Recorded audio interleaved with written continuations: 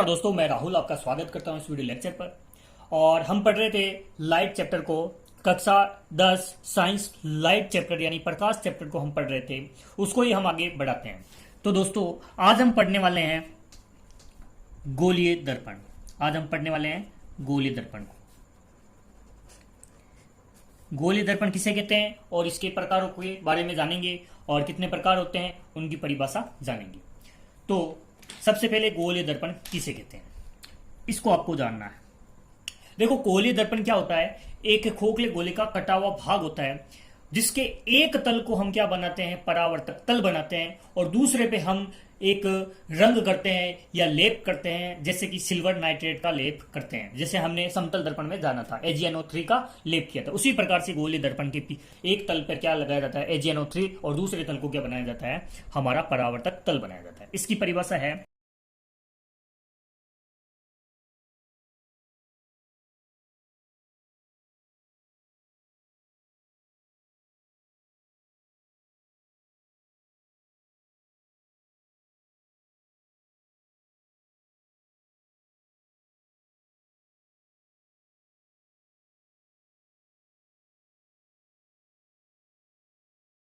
गोलीय दर्पण किसे कहते हैं, किसी खोखले गोले का कटा हुआ वह भाग जिसके एक पृष्ठ पर लेप किया जाता है तथा दूसरे पृष्ठ को परावर्तक तल बनाया जाता है, ऐसे दर्पण गोलीय दर्पण कहलाते हैं।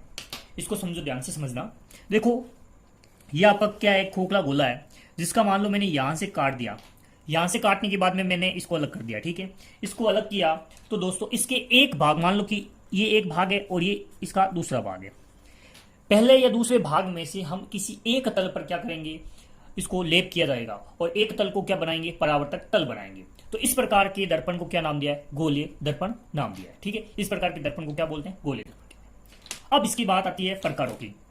इसके प्रकार कितने हैं भाई, इसके प्रकार हैं दो।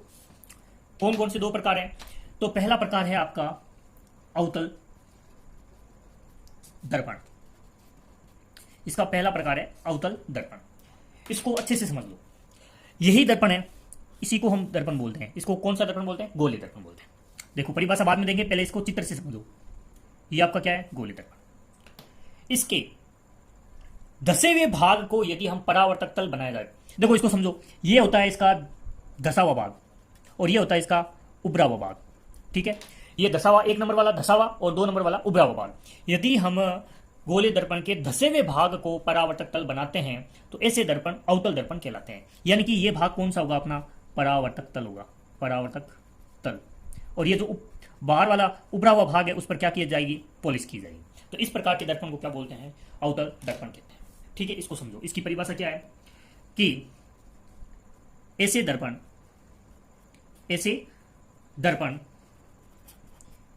जिनके धसे हुए या दबे हुए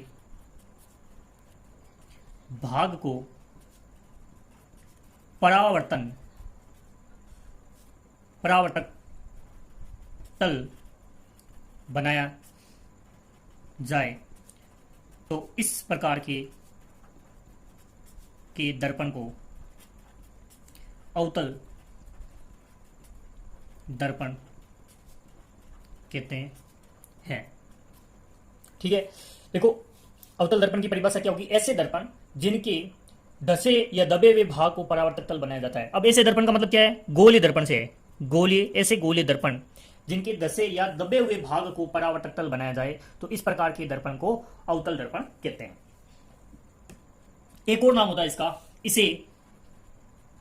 इसे अभिसारी दर्पण भी कहते हैं।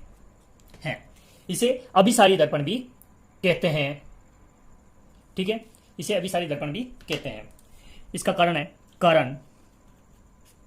क्योंकि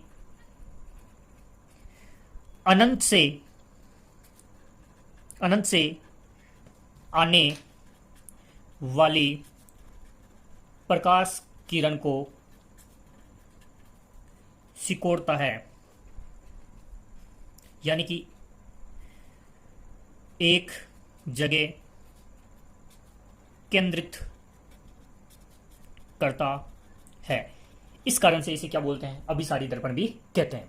देखो गोले दर्पण किसे कहते हैं, किसी खोखले गोले का कटा हुआ वह भाग जिसके एक पृष्ठ पर लेप किया जाता है तथा दूसरे पृष्ठ को परावर्तक तल बनाया जाता है, ऐसे दर्पण गोले दर्पण कहलाते हैं। इसके दो प्रकार हैं, जिसमें से पहला प्रकार है अवतल दर्पण। ऐसे गोले दर्पण जिनके धसे या दबे हुए भाग को परावर्तक तल बनाया जाता है, इसके दर्पण को अवतल दर्पण कहते हैं। इसे अभिसारी दर्पण भी कहते हैं, कारण क्योंकि अनंत से आने वाली प्रकाश किरणों को सिकोड़ता है, एक जगह केंद्रित करता है। इसको अभी एक डायग्राम से समझते हैं, इसको समझो। इस पर हमने इसकी लेप कर दिया, एक भाग को, उभरे हुए भाग को हमने क्या कर दिया, लेप कर दिया। ये इसका मुख्य अक्ष है।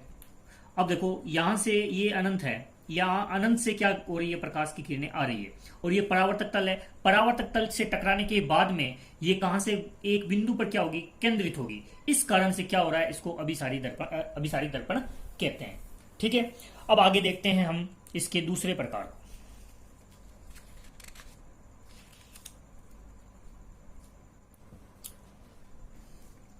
दूसरा प्रकार उत्तल दर्पण। उत्तल दर्पण तो इसकी परिभाषा क्या होगी, ऐसे गोलीय दर्पण, ऐसे गोलीय दर्पण जिसका उभरा हुआ भाग परावर्तक तल हो, उत्तल दर्पण कहलाते हैं। देखो ऐसे गोलीय दर्पण जिसका उभरा हुआ भाग क्या हो, परावर्तक तल हो, तो ऐसे दर्पण क्या कहलाते हैं, उत्तल दर्पण। इसका भी एक नाम है अपसारी दर्पण। अपसारी दर्पण भी कहते हैं। कारण, इसका कारण क्या है, क्योंकि अनंत से आने वाली प्रकाश किरण को फैला देता है। ठीक है, अब देखो इसको समझना ध्यान से। देखो